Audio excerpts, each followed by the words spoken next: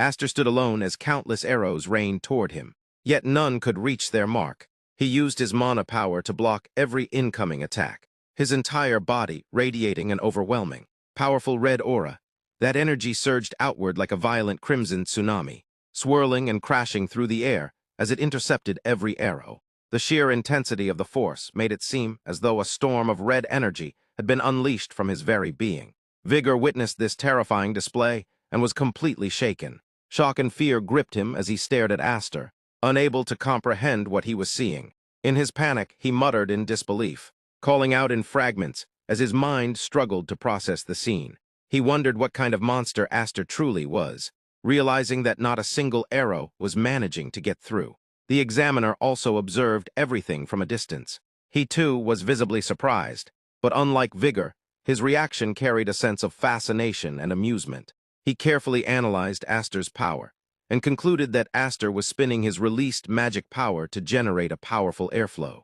The precision and control behind such a technique impressed him deeply. To the examiner, it looked as though Aster had wrapped himself in a raging storm, a moving barrier of pure force. Gradually, the violent storm of red energy began to settle. The swirling aura weakened and then slowly faded away. The surrounding students, who had been watching in both fear and awe, remained tense. They hesitated, unsure whether the storm had truly ended or if another surge was about to erupt. A heavy silence lingered as they cautiously observed the aftermath.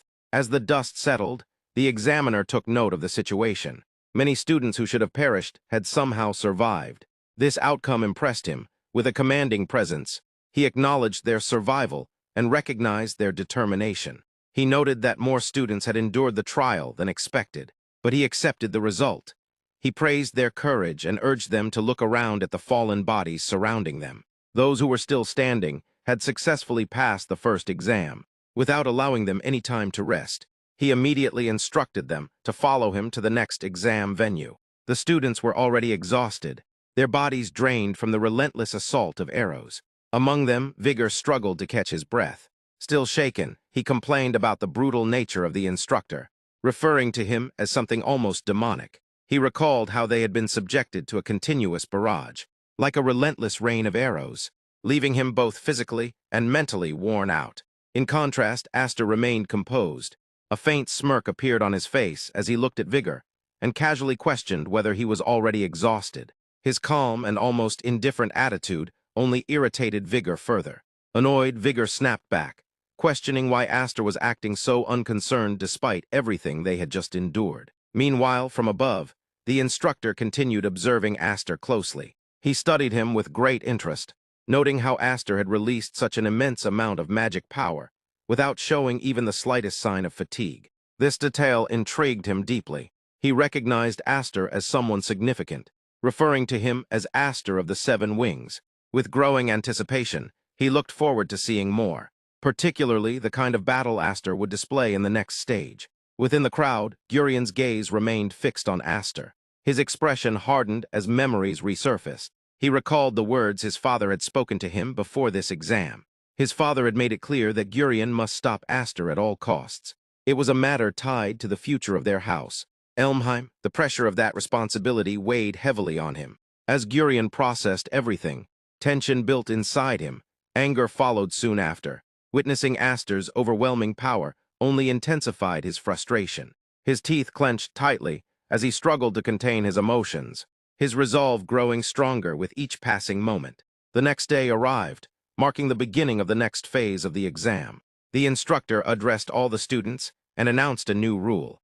To ensure fairness, identical swords would be used by everyone. He instructed the students to exchange their current weapons before the orientation began.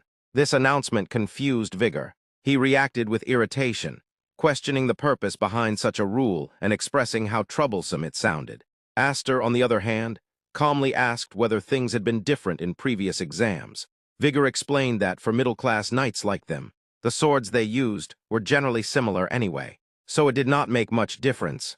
However, he speculated that the real reason behind the rule was likely related to Aster. He implied that Aster's unusual sword was probably being treated with caution due to its uniqueness or potential danger.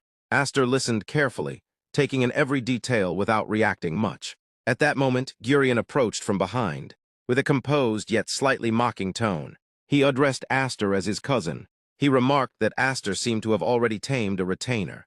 Vigor immediately reacted with anger and confusion, denying the claim and demanding to know who Gurion was referring to.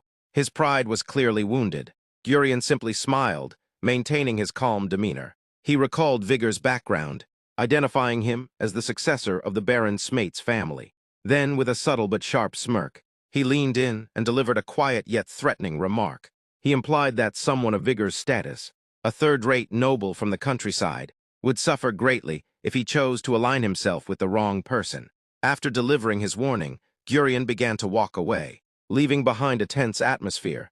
Vigor, shaken by the encounter, swallowed nervously. His earlier confidence disappeared, replaced by fear. In a desperate attempt to avoid trouble, he hurriedly called out to Gurion in a much softer tone.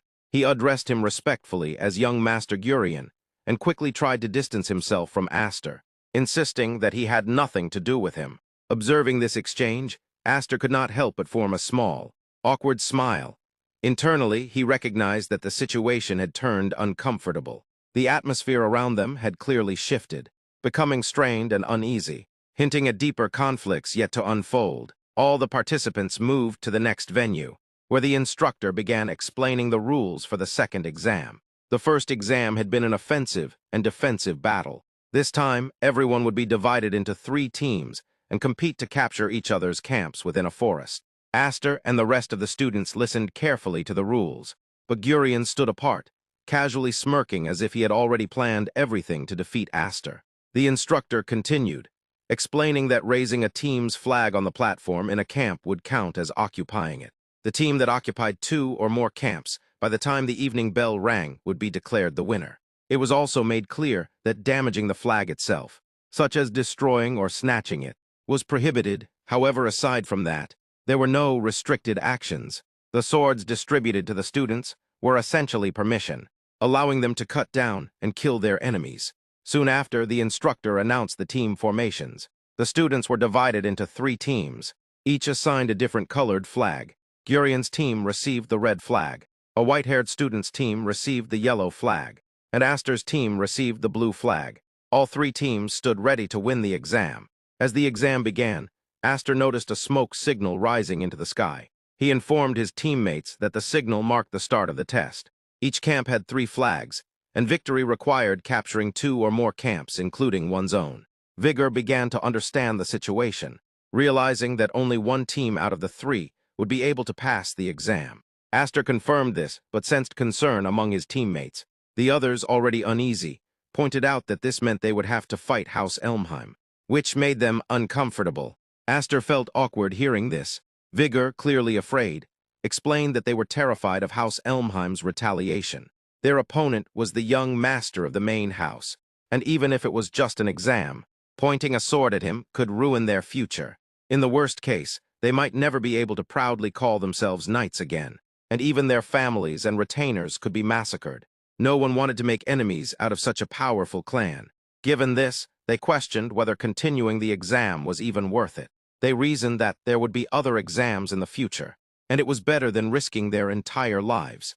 Vigor gave a weak smile, saying that Aster probably would not understand the feelings of those who were weak.